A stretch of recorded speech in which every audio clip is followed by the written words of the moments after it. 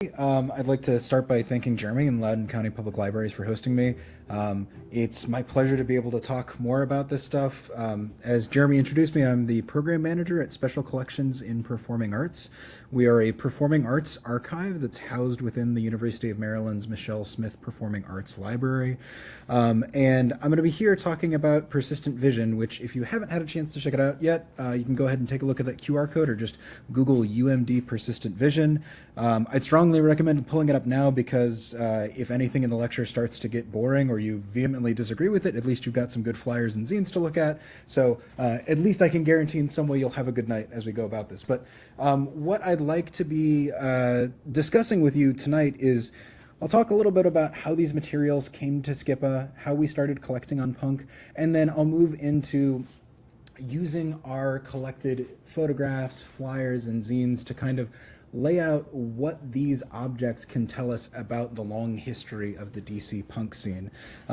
It's a scene that I got drawn into mostly through my work. I started working in archives about 6 years ago, got to work firsthand with this collection after a lifetime of being, a fan of this music. And the one thing that comes out and that I hope that we can really get into over the course of this lecture and discussion is how much at every stage when you look through this material that the DC scene is kind of defined by this idea of participation at every single level, whether you're a photographer, zine maker, musician. Part of the reason why we collect so broadly is because the scene has been built on this idea of community, on this idea of shared work towards justice, and on this idea of radical access to being a part of the scene where possible. So to begin, I want to start by sort of situating us in a time and space.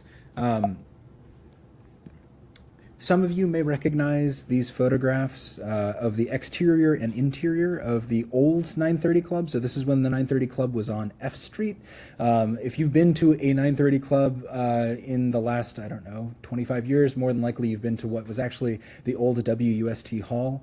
But I like to start with this because when we collect things and when we talk about collecting and archiving, oftentimes the things that end up becoming the most useful and the most impactful are things that when we decide to record them, save them, it's something that we don't really even give a second thought to. I can tell you, how many times I've put on a coat that I put away 5-10 years ago in the closet, dig it out, suddenly you grab that receipt and you have this deep connection to, oh my gosh, what was I doing at that specific point in time? And archiving is a lot like that. Things take on a second life when we preserve them, and part of the sort of rich value of archiving more broadly is because there's no way that we can really know how valuable some of this stuff will be until, it's saved from being gone. So let's start with what I'm going to play is a clip from a tape that we have as part of the Skip Groff collection. So this was a recording that was made on the interior of this old 930 Club on a New Year's Eve sometime in the mid-1980s.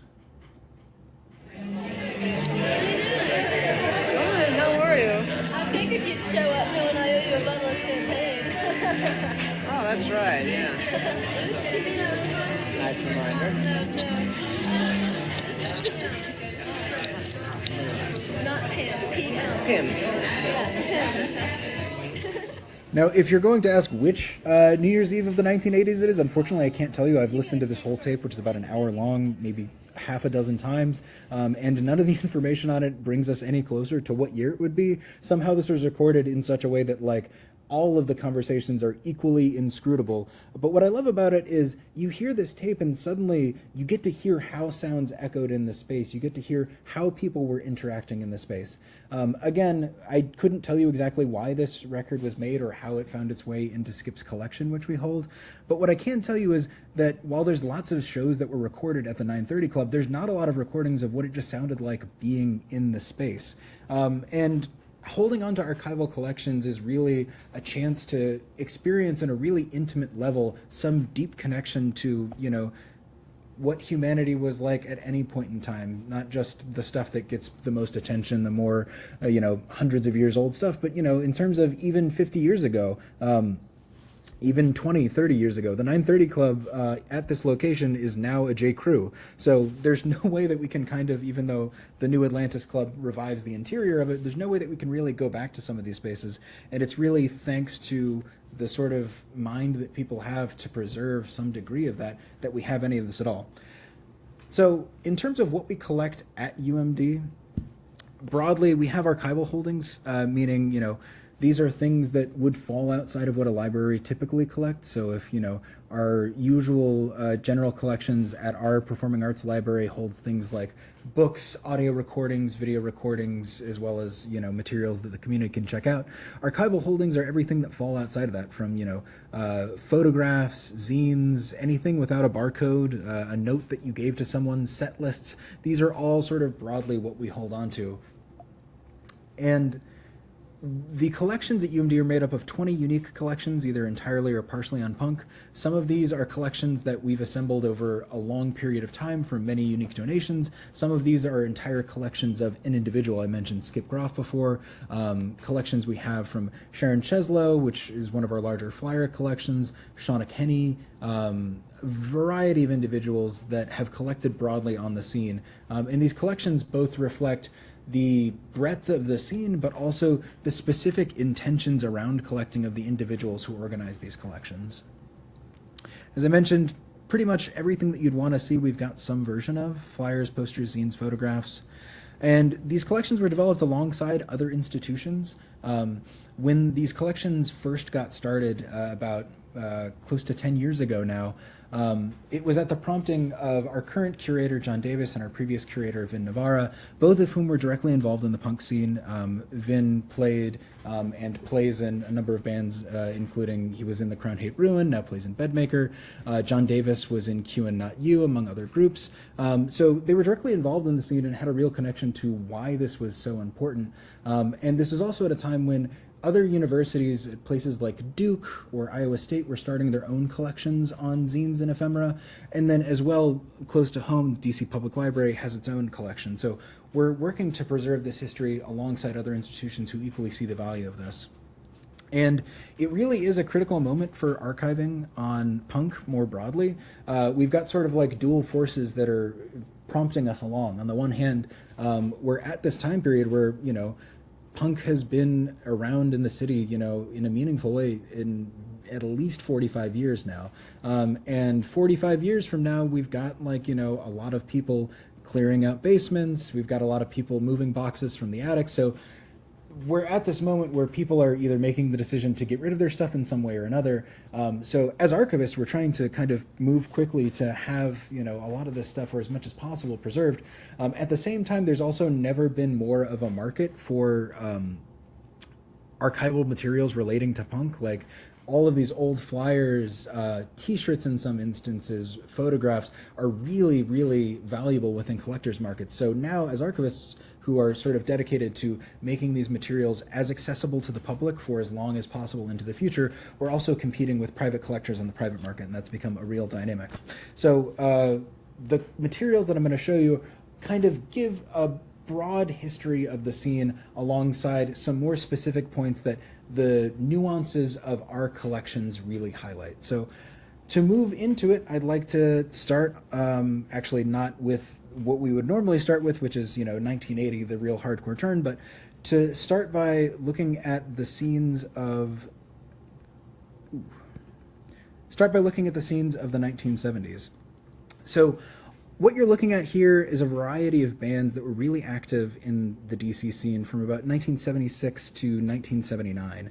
And why I'm starting here is because you really can't talk about punk in DC without talking about the rich musical and creative infrastructure that started beforehand. If you think about the 1970s in DC, you've got Chuck Brown and the Soul Searchers figuring out go-go. You've got a really rich, thriving jazz scene that's happening in a variety of places in DC, and you've got this really hungry atmosphere for creative music. Artists like Root Boy Slim, the Slicky Boys, Urban Verbs, the Raz, all were bands that had really dedicated followings within DC, and didn't necessarily feel the need, although some did, to make it outside of DC. There was enough of a market for local creative musicians that largely there were, a wealth of musicians that were largely supported by the DC scene and stayed close to home. And they ended up playing shows in places and really opening up networks of performance, promotion that laid the groundwork for punk to come after it. So over here to the left, we've got Martha Hull and Kim Kane of the Slicky Boys. Down at the bottom, you got Bob Barham, Bill Craig, and Michael Reedy of the Raz. Over to the right, here's Diana Quinn of True Facts and the Insaniacs, and upper right, we've got Deceits performing at Chilled Herald, which, again, a lot of these small clubs and venues were the first places where punk shows properly took place in DC. And without this rich network of individuals, we don't really get the sound that comes much later. Or not much later, I should say. Everything I'm talking about today is on a very brief timescale. It feels stylistically like it's so broad and so diffuse, but it really just changes so quickly. To give an idea of how quickly we're talking about it changing, here, let's start out with a recording from 1978. This is the Slicky Boys with a little bit of one of their bigger hit singles called Put a Bullet Through the Jukebox. Put a bullet through the jukebox, that's it, blow it with you. Gonna make a So hold on to that sound, because about 2 years from now, the sound of punk in DC is going to be unrecognizable from that, but that's where we're starting from. So in terms of the broader network that gets established in the 70s and a larger impact, one of the things that has a greater impact than almost anything is the culture of fanzines. Now, all those photographs that you saw were taken predominantly by Don Hammerman, who was at the time a staff photographer for the Unicorn Times. Unicorn Times, if you're not familiar, was a monthly alternative publication that was dedicated to arts and culture in DC broadly. It was one of the first places that covered a lot of those bands that I was talking about, and it was a real sort of like hub for coverage of the creative music scene in DC. But what really lets punk allow to flourish, not only in DC, but just globally, is the idea of fanzines. Fanzines, broadly defined, are any kind of publication that's made outside of the normal publishing industry. So this can be anything from what you see here on the left and right, Infiltrator and D-Scenes. Obviously, were printed on newsprint and were made by people that had access to some degree of publishing, whether that's layout, having a friend who works at a newsprint, anything like that. But fanzines also incorporated things like what you see in the middle, which is Vintage Violence, one of the first proper zines to cover punk in DC. And as you can see, this is hand-drawn. This is both Infiltrator, Vintage Violence, D-Scenes, and a lot of the zines that started in the 1970s were largely started because of a hunger for coverage on these bands. Articles weren't coming up in the Post. The Post doesn't really cover punk until notably 1980, after things have well been established for a sort of couple of years in DC. So in the absence of mainstream coverage, people took it upon themselves to create their own publications. And I can tell you from having made like some small things on my own, like it's a tremendous amount of work. And one thing that really sort of can't be overshadowed is how much work individuals invest in every aspect of the scene. No one was, asking necessarily for people to cover the local music scene. People covered it because they wanted to be participants. They wanted to have a voice, and absent access to these broader ways of sharing their voice, they created their own coverage. So this is a theme that runs through a lot, but again, gets started in the 70s. Another major thing that gets started in the 70s that you can see through our collections is how important visual identity is to these bands. So a lot of these bands were making their own flyers to promote their shows, or in some cases creating their own ads that got ran in newspapers. Over here on the left, these two ads for shows by the Raz were both done by Michael Reedy, the lead singer of the Raz, who's also an artist in his own right. And he designed all of these that got ran in the Unicorn Times. Over in the center, we've got a couple of flyers from Urban Verbs, who were sort of an arty new wave group that ran in the same circles as a lot of the bands that I'm talking about. And even though each of these flyers are, very different and unique and have, a clear speaking to the artistic interests of everyone in the band, you can see that the hand lettering of each iteration of Urban Verbs is consistent while unique at the same time. And then over on the right hand, Slicky Boys, who we just listened to, are probably one of the most consistent in terms of branding at such an early stage, and one of the more punk-leaning bands of all of them. And both in the typography of their name and the logo, which is the masked figure, who is also the logo for their record label Dacoit, appeared consistently. So you knew that you were going to see a Slicky Boys show when you saw that. In the same way that even with the more diffuse art style of Michael Reedy's Raz ads, there's no mistaking when you see one of these ads that this is an ad by Michael Reedy. So where punk really takes off and where most people think of sort of the start of the DC sound is with late shows in the 1970s, in late 1979, beginning of 1980, and performances specifically by the Bad Brains. If you're not familiar, Bad Brains were a quartet of musicians that at the time were living in Forestville, Maryland, and although they started as a jazz fusion quartet, over the late 1970s, after being introduced to punk, they developed their own style that really, it's hard to understate how much further they took punk than it had gone up to that point. Bad Brains played faster, more intensely, with more emotion on stage, and with a degree of virtuosity that really hadn't been seen in punk up until that point. And they're one of those bands that, even though they spent a very brief amount of time in DC before moving up to New York, everyone who went to see them live speaks with such explicit romanticism about how much seeing Bad Brains live was one of the most important moments of their life. It was so visually, emotionally arresting that a lot of people that went to go see Bad Brains when they were young ended up starting the bands of the next era. So Henry Rollins of in DC, SOA, and later Black Flag, talks about sort of being face to face with HR of Bad Brains and just feeling pinned to the floor because of the intensity with which they were playing. And as the sound takes a turn from the more sort of rocking sound of punk of the late 70s to what we now identify as hardcore, Bad Brains are really sort of what ushers in the sea change for that. So let's take a quick listen to their song Band in DC. Band in DC is also a reflection on, or really a recapitulation of why Bad Brains spent so few or such a brief amount of time in DC once they really took off.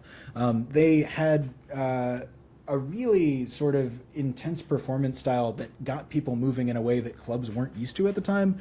Clubs like both the Bayou and DC Space, either for issues of, intense dancing or just space, basically started saying like Bad Brains can't perform there, and they ended up penning the song Band in DC. Now let's take a listen, and you'll be able to hear exactly how intense this music was.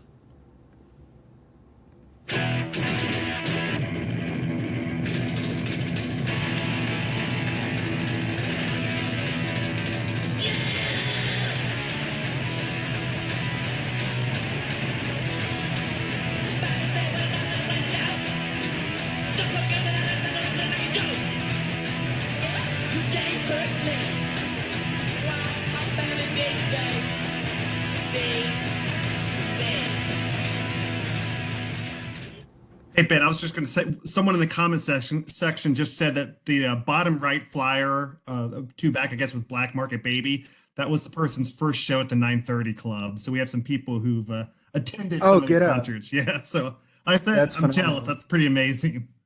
Yeah, I can't imagine being at any of these bills, but seeing Bad Brains live, especially from this era, is just unbelievable. So that's fantastic. So I mentioned Bad Brains kind of being pushed out of a lot of venues in DC, and this was kind of a theme that had continued where, punk, it really quickly takes off, but almost as soon as it takes off, it's struggling to find venues to perform at. So outside of having a lot of the traditional clubs that bands of the late 70s would have performed at, the venues that these musicians start taking on are places that we wouldn't traditionally think of, like basements, high school gymnasiums, rec centers, cultural centers, YMCAs. All of these kinds of spaces hosted shows and really start to lay the groundwork of this idea of doing it yourself. So DIY is an acronym that, if you haven't heard it already, is synonymous with punk in DC.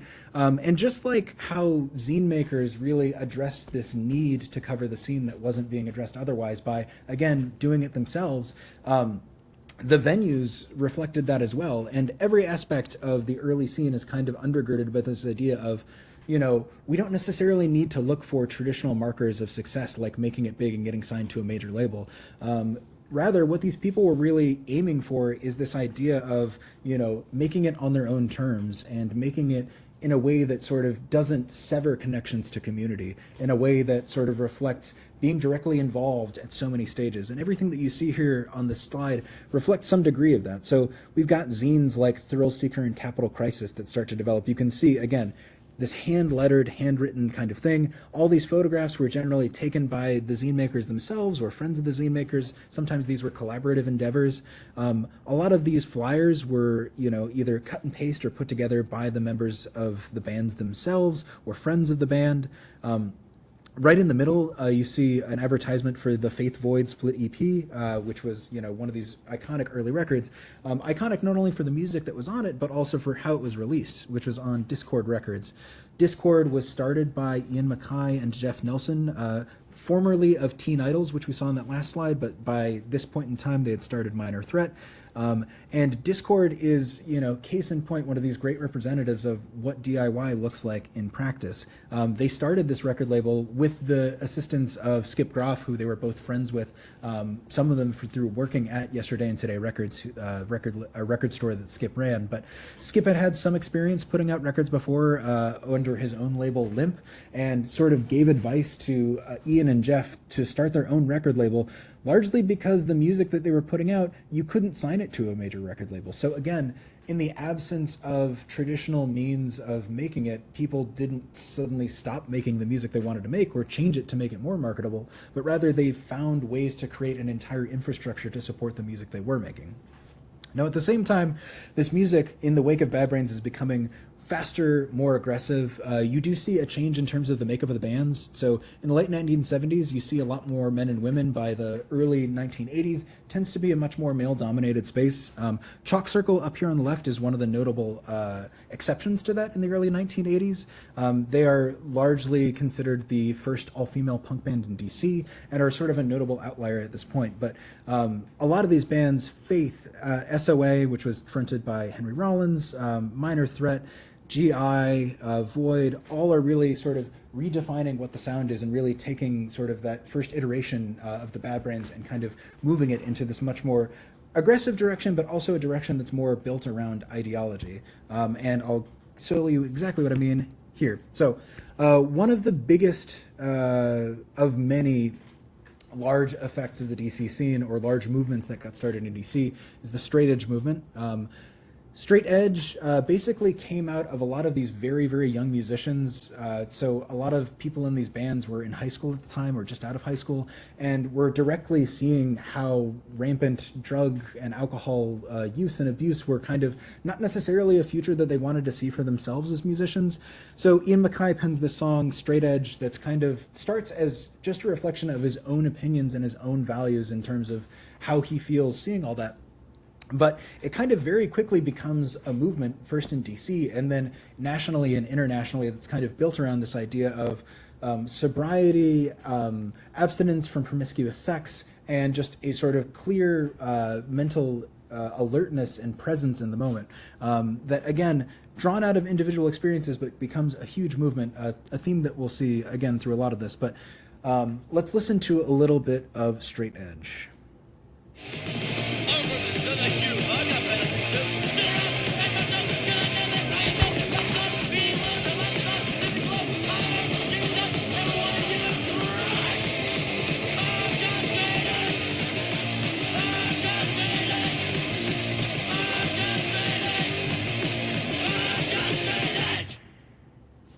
So even though this was just a song, it very quickly, like I said, becomes a movement. You'll see X's on a lot of the flyers. Those X's were drawn from essentially when these young people were playing at clubs, they would get the X's marked on each of their hands that you would note that they weren't of drinking age.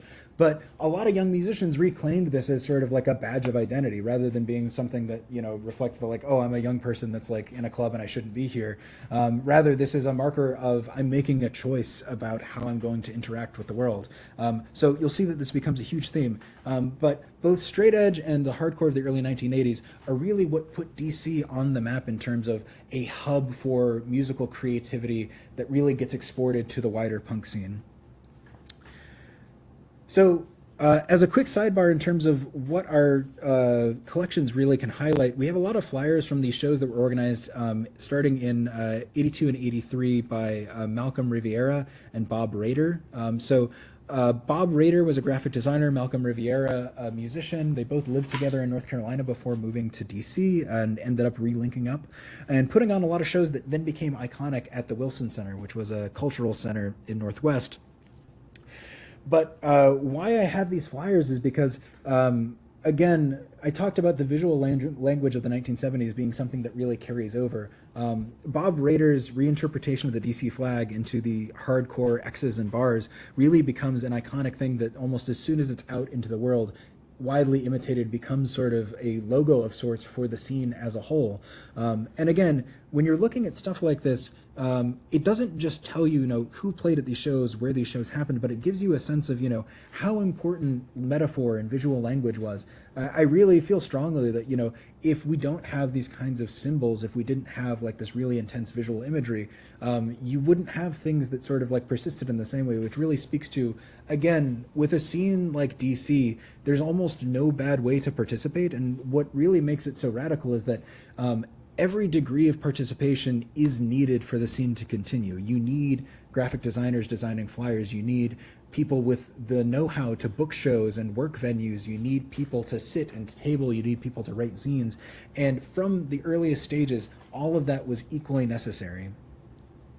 So taking a turn, by 1983, you had the breakup of a number of bands. These are the flyers for the final shows by The Faith and Minor Threat. And by the end of by 1983, with both the breakup of these bands and just the scene had started to change and taken a different tenor. There was growing violence both at the shows themselves and outside of the shows. A lot of this is attributed to, as the scene got more popular, the bigger a scene gets, the more people get attracted to it, and attracted for a variety of reasons. Some people would come to these shows just because they wanted to have a vent for their anger. Some people would come to these shows, with good intent or bad intent. And just as the scene grows, it really becomes something that more and more people feel like they don't see themselves reflected, or the original intent had kind of gotten lost at this point. So the years that follow are kind of this period of rebirth and reevaluation of the scene. So I'll start by taking a look at how musically that really kind of takes place, because the hardcore sound of 1980 to 83 really transforms in a huge way over the next 2 years. So one of the bands that really took that on, among others that I'll talk about, is Marginal Man. Marginal Man, really important for just having a 2-guitar sound. And I know that sounds, really basic, the idea of you'd have a couple of guitars, but in the history of the scene, with so much of the sound sort of being based around really fast power chords, bass playing, drums, and vocals, having 2 guitars sort of interweaving and doing different things is really kind of a radical thing that opens up a lot of possibilities, along with the music generally slowing down around this time period. So let's listen to just a little bit of Mental Picture by Marginal Man. And this is a video from Flipside Video, which was, distributing both videos of punk bands, skate videos, and a lot around this time period. So if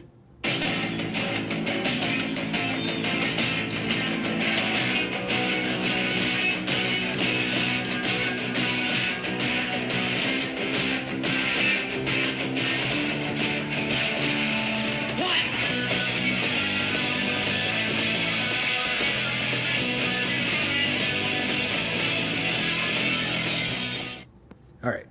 So,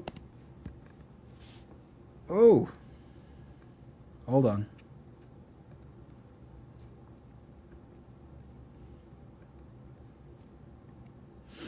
So, by 1984 and 1985, the musical evolution is also mirrored by a broader evolution in the scene as a whole. So you'll see from these 2 zines that I clipped out, both we've got this issue of the Cha Cha Times where a Grim Reaper labeled hardcore is sort of draping its bony fingers around a tombstone that reads Wilson Center, Landsberg Cultural Center, Hall of Nations, Pierce Hall, Space 2 Arcade, Glenmart Rec Center. All of these venues were venues that had essentially closed to hardcore because of the larger elements of the scene, where these shows were becoming more violent, they were becoming more destructive. We've got flyers from the Wilson Center where basically someone just typed up like, please, for the love of God, stop destroying this venue or we'll lose another venue.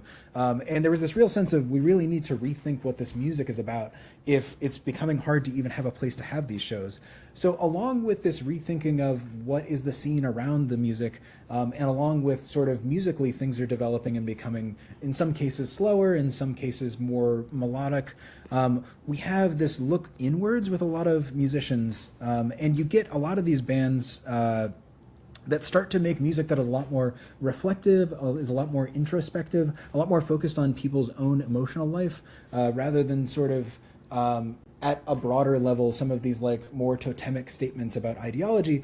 You get things like, so over here on the right, the lyrics to Dance of Days by Embrace, which a number of you probably are familiar with, but the opening line, I thought that my eyes, they would be dry, but I see and know the moment has a bitter taste. I will not have my statement spit back in my face, which, again, going from, these direct ideas of, I stand against this, I am for this, to this more nebulous statement about sort of like my own internal emotional life, it's really kind of a seismic change in a very brief amount of time. And a lot of these other groups, Rites of Spring, which we'll talk about in detail, but Beefeater, Embrace, Dag Nasty, a lot of these musicians are really sort of taking, okay, we had this whole movement, and a lot of them are also just growing older and more reflective, but the music really takes a turn that looks inward, in part to address what it felt like, where are we by 1983.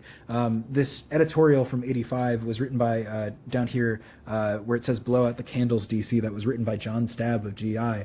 And the article itself is basically him just saying like, look, everything that we were starting in the beginning just feels unrecognizable at this point. So there's this real sense of a need for reinvention on some level. So in terms of musically what that sounds like, I'm going to play a little bit of probably one of the most iconic examples of this, which is the opening track to Rites of Spring's first release, and this is For Want Of.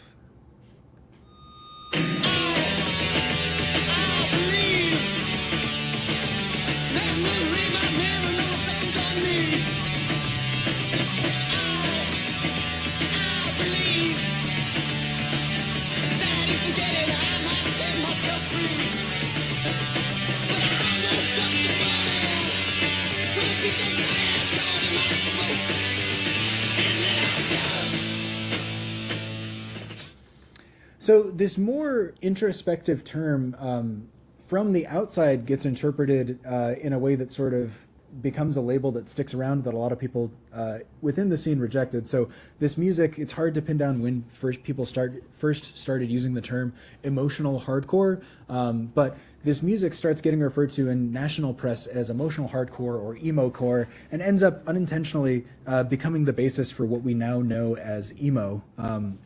But a lot of people within the scene bristled at the suggestion because, implicit in that statement of this is emotional hardcore is somehow that all the hardcore that came before it wasn't emotional, or that the feelings that were imbued in that weren't emotional in some way. But this is all to say that by the mid-1980s, we're taking sort of a radical turn in both the content of the music and also what it sounds like. Now, this comes to a head in 85. 85 is kind of colloquially referred to as Revolution Summer. That term comes from Amy Pickering, who picked it up while working at a neighborhood council. Amy Pickering, later of Fire Party, worked initially at Discord. There's a famous story about her on the first day she worked at Discord coming up and seeing a sign taped up that said no skirts allowed and pulling it down. Amy Pickering comes into this term, Revolution Summer, as kind of this idea of, we have so much going on in the scene that needs to be rethought. I mean it when I say that, there was, explicit homophobic violence that was going on in the scene. There were fascist skinheads being involved in the scene. And there was a real sense of, there is a very real need to rethink what it is that's going on. So Amy Pickering sent out a sort of series of anonymous letters to prominent people in the scene calling for this idea of Revolution Summer. And it started to float around. You can see at the bottom of this flyer, over here on the right, for Beefeater and Train Time, this idea of it's a revolution summer. What it means in practice is that a lot of these bands that were already sort of developing this new musical sound really get folded into this idea of how can we take this music that we're making and attach it to something greater. There's really this need for, there's so much going on in the world and in the local scene in the 1980s that sort of continuing to make music that was just serving the musicians themselves felt like it wasn't enough. So the real long-term effect of Revolution Summer is we get this idea of all of these shows becoming not just shows themselves, but benefit shows, raising funds for so many different things, or to raise awareness to various issues. There's a flyer here in the middle for a punk percussion protest that was organized, where essentially a lot of these musicians that were already playing on a bill together got together in the afternoon and literally with pots and pans went outside of the South African embassy and made as much noise as they could. This is in the height of apartheid in South Africa and the administration of Ronald Reagan's inaction on the subject.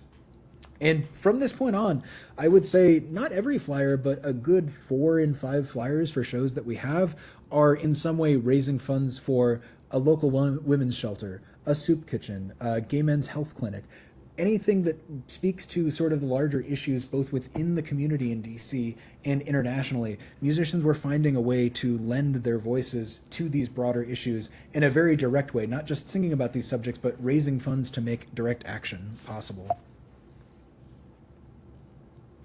So this continues into the mid-1980s, both with an explosion of new acts and also a continuation of a lot of the same themes that we've already seen. So you've got a lot of these bands that got started in the earlier mid-1980s continuing to play around a lot. You've got bands that are bringing in new musical elements. Beefeater brought in a degree of elements from funk and jazz that become really influential for later bands like Fugazi. Soulside brings a lot more of a harder rocking sound. And then even though it doesn't feel like it's that far in the past, we're talking about 1985, 1986 here, you already have bands that are kind of looking to revive the sound of classic hardcore, like Dag Nasty and Sean Brown's later band Swizz were kind of pulling back to that earlier energy of hardcore with the way that they were performing. In and amongst this, you still see a lot of the same themes that have supported the scene throughout continuing. You've got zines of local photographers. You've got zines that range everywhere from things that are clearly handmade, hand-stapled, and assembled, to also things that are sort of aiming more towards like professional glossy magazine publications like Kurt Sayenga's Greed. As well, as these shows become more geared around raising funds and awareness, the flyers themselves start to reflect essentially the larger political goals within the scene. So flyers start to feature essentially literature on a lot of the public, on a lot of the subjects that are being addressed that people are raising funds for. Positive Force, which was a community organizing group that started to put on a lot of shows and still does, started to make their flyers themselves a platform to raise awareness for these issues. You may not necessarily know when you're going to see Shudder to Think or Swizz about sort of the Afghan refugee crisis that was happening at the time. So this flyer would have a brief paragraph that would explain what exactly it is and why you should care about it. You may just want to see Fire Party, or you may be going to the show to support the local venues. But again, the flyers themselves become a sort of new medium to further the political and social goals of this greater work towards equity and justice that becomes a defining factor of the scene from this time period.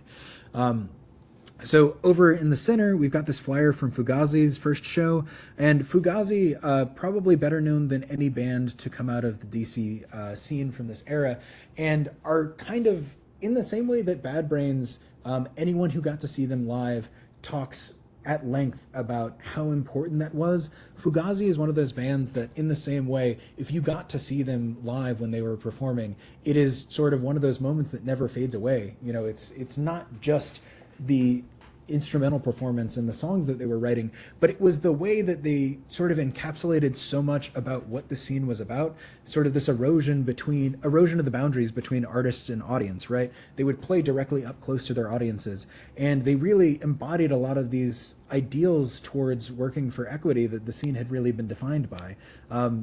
It really can't be understated that this band made it to the Billboard 200 with an album that was distributed through Discord, which, again, if you're thinking back to Ian and Jeff of Discord, hand putting together these labels and shipping out these records out of a house in Arlington, the fact that you could be that successful and do it on your own terms, in terms of still, wherever possible, remaining true to these ideals of doing it yourself, pursuing success on your own means without compromising your values. Fugazi and a lot of the bands of this era were really committed to this idea of, it's not enough just to play the music that I want to play. I want to play the music in a way that sort of speaks to my broader set of values in my life.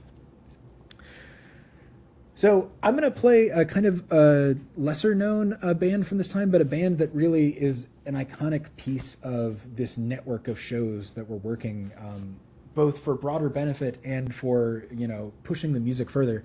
Fire Party, fronted by Amy Pickering, represent both sort of like this moment where we have all of these bands that are taking their music that may not be directly as politically pointed as the music that came before it, but really using their voice to address a lot of the broader issues.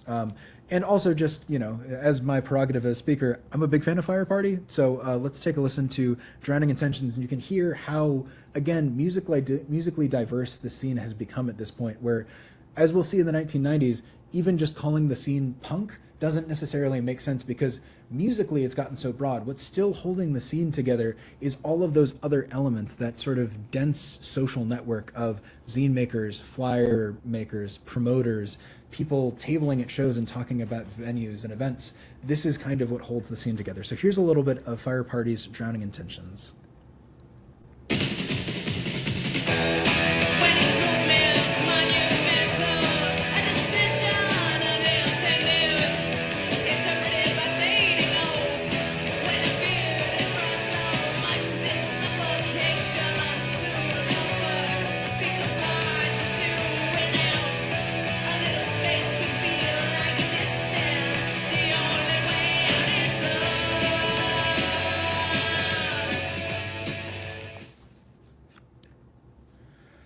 So I would be remiss if I didn't touch on Riot Girl and its impact in the scene.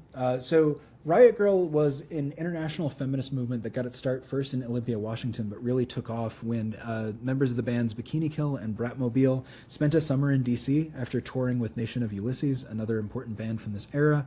And basically, to condense down in a brief statement what Riot Girl was about, there was so much work that was already going on in the scene to address what had become sort of rampant misogyny and the idea of the punk scene really becoming a boys' club.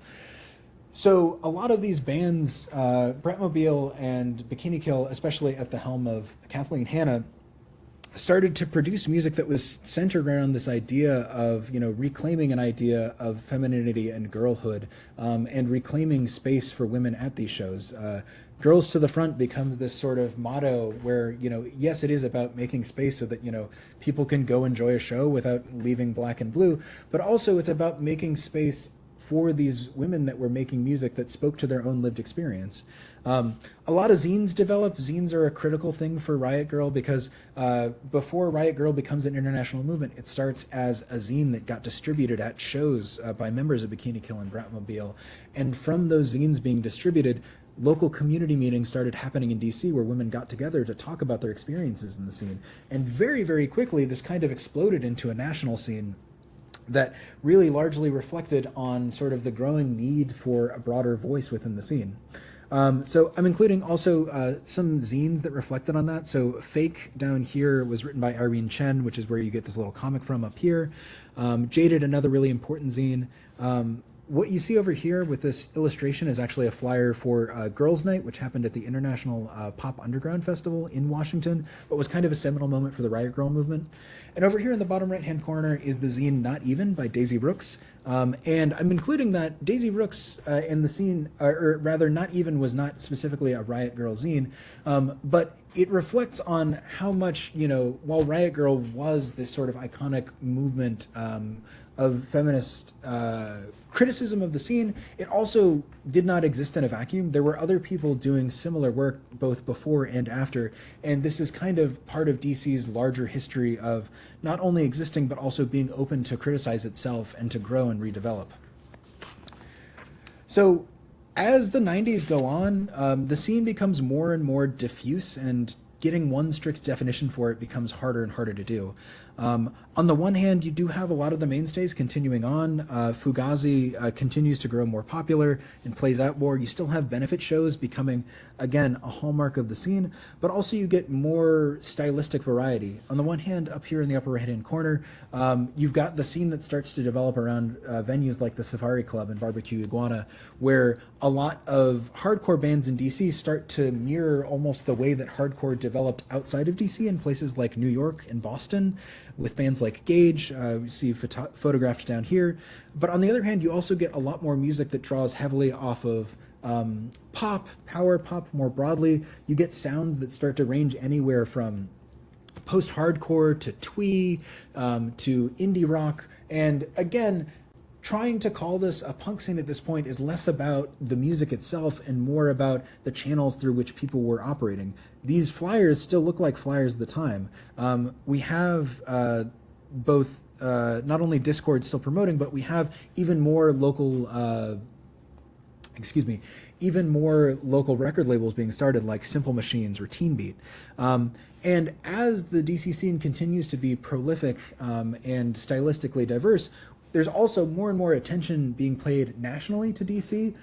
So not only is Fugazi getting big, but you got to think that, 1991, 92, Nirvana is already at its peak. Grunge is where a lot of the A&R representatives from these major record labels are looking, and suddenly what was an underground scene is becoming the most profitable thing. So a lot of record labels are actually looking to DC to sign bands. This flyer for Jawbox over here, you can actually see has Atlantic Recording Company down at the bottom. So Jawbox, again, one of these incredible post-hardcore bands, actually finds major label success, which just a few years prior it would have been unthinkable that anything that was going on in DC would be on anything beyond a local label, because there just wasn't interest in it.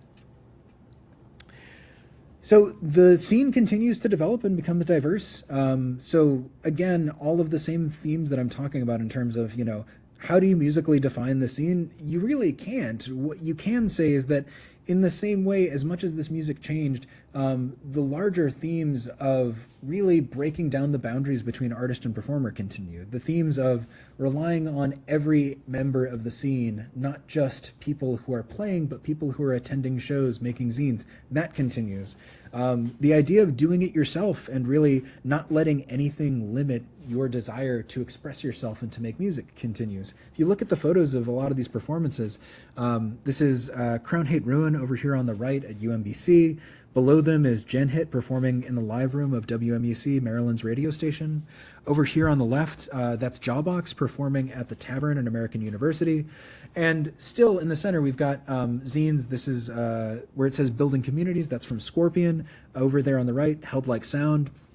So again, what continues to sustain the scene is not this strict adherence to one style of music or even one strict definition of what the scene is, but what continues to sustain the scene is this idea of there's no unvaluable contribution. Every bit of it is what keeps the scene going. Now, while things have continued to develop and largely get driven more underground, partially because DC continues to become a less and less affordable city, the scene still exists and still continues to thrive in some ways. Obviously, with the city becoming less affordable and with sort of a lot of the constraints of modern life, people have less and less time to pursue creative pursuits and to really do this.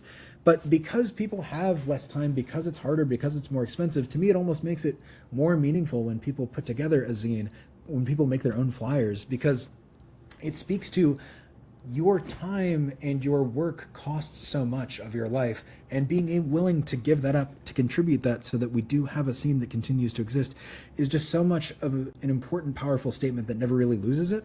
So we still have bands that are getting big, like Bad Moves, who tour nationally, Glitterer. We still have zines that are being made.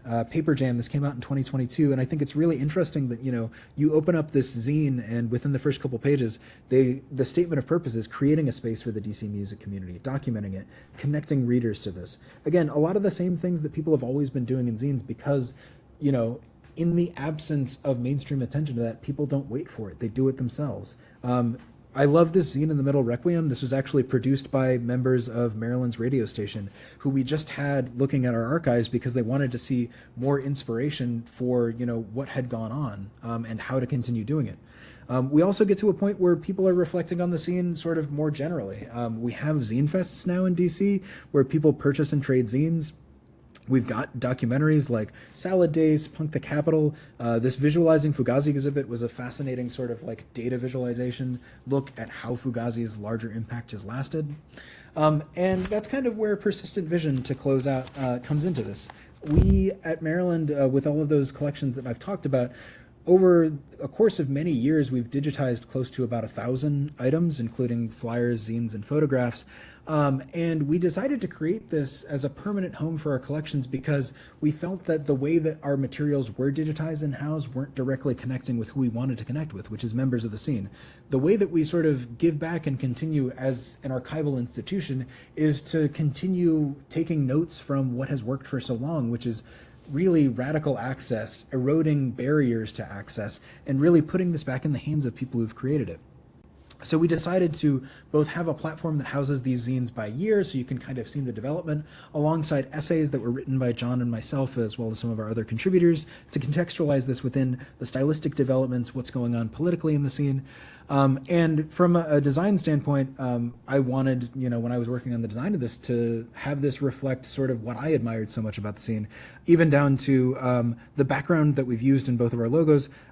You can see those are prints that I actually made using scraps of archival foam that were left around the office with a little bit of a small bottle of ink that had been on our bookshelf for quite some time, because I felt like, it wouldn't be right to make this without continuing to have that connection to the handmade touch and feel of that sort of really made the scene so powerful for so long.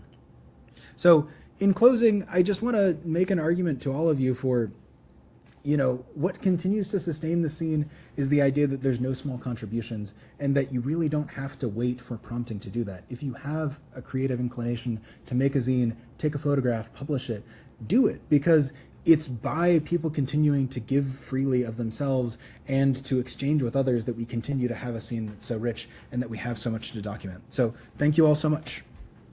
Awesome. Thank you so much, Ben. Just have a couple comments. Someone said there's a DC History Conference coming up on the 6th of April, 11:45 at the MLK Library, which sounds interesting. And then if you haven't been to the MLK Library, I think it's on the 4th floor. They have that permanent collection, which is pretty amazing to see, to walk around, look at some of the records and pictures. Let's see what else. Absolutely. Someone said that I guess the graphic designers you mentioned, was it Riviera and Raider, that they were roommates with the person who was commenting. So we have some. Oh, get out. That's unbelievable. So we have some personal connections. Someone had a question. Do you guys accept donations? Is there a way to reach out in case if they find something like a flyer that maybe is worthwhile? Could they reach out to you? Absolutely. So the best way to reach us is by emailing us at scpa@umd.edu. That's an email for Whole Reflector, but yes, absolutely, we accept collections accept donations. The whole reason we're able to have such a robust collection is because so many different people have wanted to have their materials saved and preserved in some way. Because, again, 50 years from now, anything that persists 100, 150 years is incredibly valuable and can tell us so much. And again, because a lot of this stuff is increasingly becoming rare, it's so important. So yes, scpa@umd.edu.